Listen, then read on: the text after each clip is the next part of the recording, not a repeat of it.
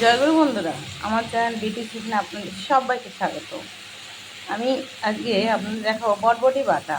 তো আমি প্রথম থেকে কেটে ধুয়ে দেখানো হয়নি, আমার বসানো হয়ে গেছে। তো এখানে দেখুন আমি এই বটবটি বাটায় দিয়েছি, প্রথমে তেল দিয়েছি, তেল দিয়ে আমি কটা শুকনো লঙ্কা দিয়েছি। যে যেমন লঙ্কা খাবেন সে তেমনই ঝাল দেবেন, লঙ্কা দেবেন। তো আমি শুকনো লঙ্কা দিয়েছি, দিয়েছি রসুন। রসুন পরিমাণটা একটু বেশি দিতে হবে, আমি রসুন দিয়েছি ফোড়নে। আমি দিয়েছি কালো জিরে। তো আগে লঙ্কাটা একটু লাল করে নিতে হবে, তারপর রসুনটা দিতে হবে, তারপর কালো জিরে দিতে হবে। কালো জিরে আগে দিলে কালো জিরে পুড়ে গেলে তেতো লাগবে, বাটা খেতে কিন্তু ভালো লাগবে না।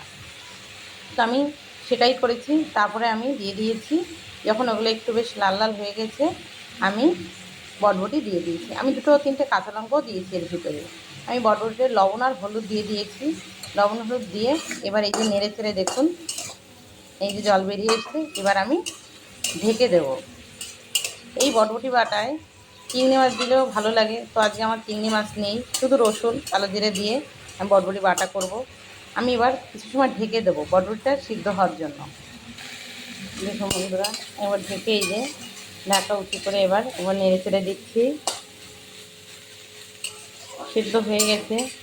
এবার একটু জাল বাড়িয়ে দিয়ে এই যে জলটা স্যাঁতস্যাঁত ভাব হচ্ছে, এটা একদম শুকনো হয়ে যাবে। যে কোনো বাটায় জল যতটা টেনে যাবে একদম শুকনো শুকনো হবে, বাটা খেতে তত স্বাদ হবে, স্যাঁতস্যাঁতে ভাবটা থাকবে না। বটবটির যত জল আছে সেই জলটা একদম শুকিয়ে যাবে। এই দেখুন, এই নাড়তে চাড়তে পুরো শুকনো হয়ে যাবে। একটু সিদ্ধ হয়ে গেছে, এবার বারবার নাড়াচাড়া করতে হবে। এভাবে নেড়ে চেড়ে দেখুন বন্ধুরা, অনেক জল টেনে এসছে। আর একটু টানিয়ে আমি নামিয়ে নেব। এবার কিন্তু নাড়তে চাড়তে পড়লেও কিন্তু গন্ধ পোড়া গন্ধ আসবে, বাটা তো সেটা কিন্তু ভালো লাগবে না। তো এবার নেড়ে চেড়ে জলটাকে পুরো টানিয়ে নেব। আমি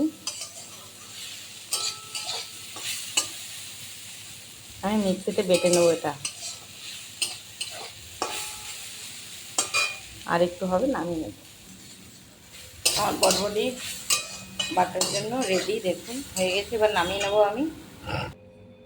দেখুন এই যে মিক্সির বাটিতে আমি নামিয়ে নিয়েছি। এবার আমি মিক্সিতে করে নেব বাটাটা। দেখুন বন্ধুরা, আমার বটবটি বাটা হয়ে গেছে। দেখেছেন কি সুন্দর বাটা হয়েছে। দেখুন, এটা কিন্তু খেতেও কিন্তু খুব সুন্দরই লাগবে। তো এভাবে কিন্তু আপনারা বটবটি বেটে খেয়ে কমেন্টে আমাকে কিন্তু জানাবেন বটবটি বাটা খেতে কেমন লাগে।